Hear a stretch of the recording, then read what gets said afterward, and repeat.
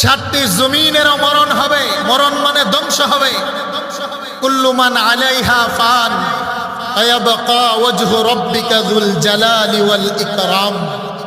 আল্লাহ বলেন হাইয়ুন লা ইয়ামুত, একজনের ক্ষয় নাই, লয় নাই, ধ্বংস নাই, মরণ নাই। বুঝে থাকলে আওয়াজ দিয়ে বলেন তিনি কে?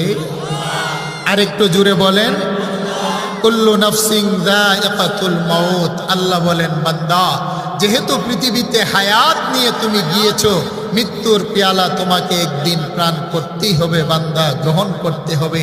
মৃত্যুর হাত থেকে তুমি কেন, যেই মৃত্যুর ফেরেশতা মালাকুল মউত আজরাইল, আল্লাহ বলে সেও বাঁচতে পারে না, তারও মরণ হবে। সিদ্ধান্ত আর ফাইসালাটা কার? আরেকটু জুড়ে বলেন কার? আল্লাহ সুবহানাহু ওয়া তাআলা। তবে আমি আজকে আমার বাড়ি থেকে রওনা দিলে আমার একটা উদ্দেশ্য আছে, আমার গন্তব্য কোথায়? আপনি আমেরিকা যাবেন, আপনার টিকিটের গায়ে লেখা আছে আপনি কোন এয়ারপোর্টে গিয়ে নামবেন, কে আপনাকে রিসিভ করবে, আপনার সব জানা আছে। কিন্তু মানুষ যখন মৃত্যুর বিছানায় শায়িত হয়ে আজরাইলের হাতে ধরা দিয়ে দেয়, বান্দা কোথায় যাবে বান্দা নিজেও জানে না তার গন্তব্য কোথায়।